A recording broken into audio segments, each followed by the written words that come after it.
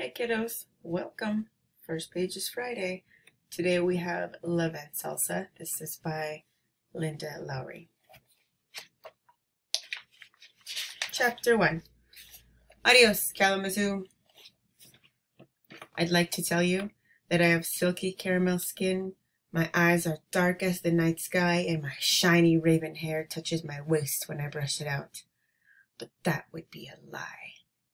And besides, would that make me sound cooler than I really am? Someday you might meet me and you'd be all disappointed, and you'd never believe another word that came out of my big mouth. It's like what people do when they date on the internet. They make stuff up, like they're tall and blonde and love to sail. Then they never want to meet the other person face to face, because if they did, the truth would come out. My guess is that a lot of them miss hooking up with their soulmates because they're too chicken to be honest about who they are, warts and all. So here's the truth. I have tons of freckles, and my skin is so white it practically glows in the dark. My curly hair is a natural shade of squirrel. Not really brown, not really red. My eyes are green, so I figure they won't exactly blend in when I get to Mexico. My dad would probably be happy about that.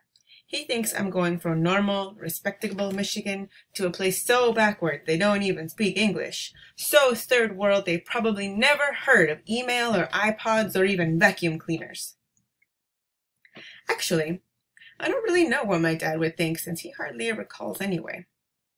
I just remember what he said about Gran when she left for Mexico. I can still hear him now. Mexico? You'll stick out like a red, white, and blue thumb. I'm thinking of tweaking my name just a smidge to help me fit in a little better. How does this sound? My name is... Wait, excuse me. Let's try it in Spanish. Me llamo Margarita Flynn. Other than the Flynn, I'd say it works great.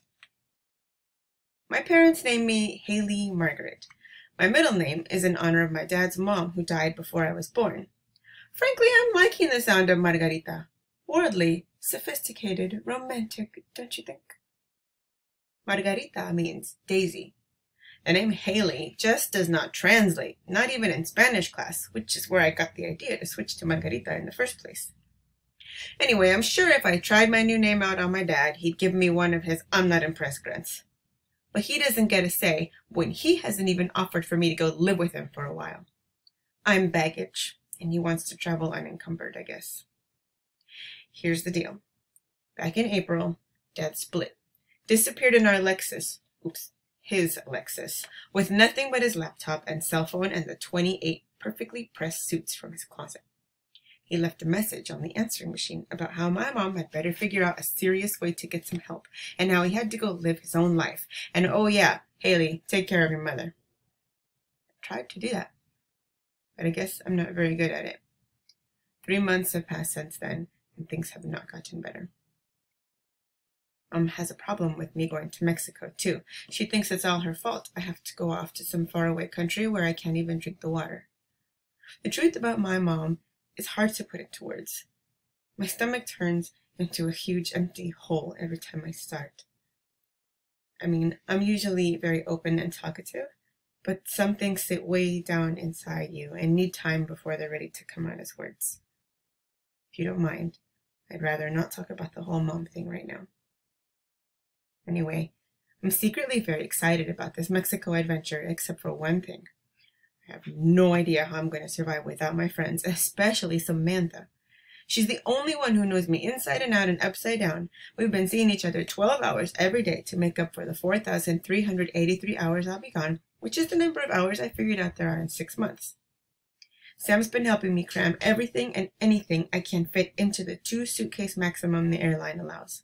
I'm bringing pictures of my friends, my favorite books, my Spanish dictionary, and Farley, my beat-up teddy frog. I packed my paints and my brushes, too. Sam gave me some rolled-up canvases to take with me. That's because Mrs. Stuckey, our art teacher, told us the art canvases in Mexico smells like horse glue. Nice. But clothes, I have no idea. What do people wear down there? I asked Gran on the phone. Gran's been living in Mexico for 3 years. She just up and moved one September. We've never visited her there because my father thinks she's lost her marbles. She does come back to stay with us every Christmas, and I have to say, after careful consideration, I don't think she's at all crazy, just quirky. People wear whatever they want, Gran told me. That was not enough information, so I tried Sam since she's Mexican-American.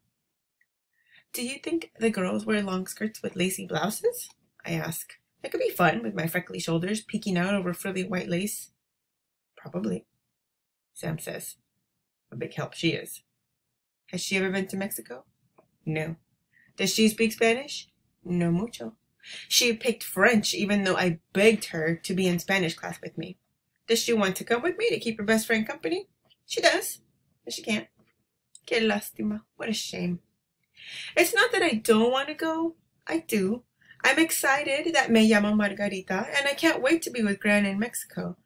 But once in a while, when I'm lying in my bed alone, that big empty black hole starts opening up inside me again, which means I'm already missing Mom. Chapter 2. Moose Tracks. It all started with a letter from Gran telling me how beautiful Mexico is. Inside the envelope was a little silvery heart like a charm for a bracelet. I didn't know it meant anything until she called a few weeks later. It was exactly June 19th, as a matter of fact, just after school got out. I was heading to the Dairyberry for a Moose Track Sunday with Sam. How about you come live with me for a while so your mom can take a bit of time to deal with her problems? Asked Gran. What? In Mexico? Thanks, Gran, but I don't think so, I told her. I have a lot going on. Actually, I didn't have much at all going on besides having a lazy and wonderful summer. But my mom needed me. Since Dad left, she'd been having a hard time getting on with her life. Sorry. That's not the whole truth. The real truth? My mother's broken. She's like a house whose windows got shattered by flying bricks. Now cold air whips right through, freezing the warm corners inside. When Gran explained that my mom needed to go away for a while, like for 6 months, to a depression treatment center in Denver, I felt the phone freeze in my hand. I looked across the table at my mom, who was sitting there, clutching her fingers tight, gazing at me wide-eyed like a deer stunned by headlights. She's going to some loony bin? My mom? I wanted to hang up, but I couldn't move. It'll be very good for your mom, Gran chirped. And for you too, Hayley Cakes. She went on about how hard it had been for Mom and me, and how healing this place was supposed to be, and that Mom would be fit as a fiddle before too long. I held the phone away from my ear and stared at my mom. Why didn't you tell me? I asked her.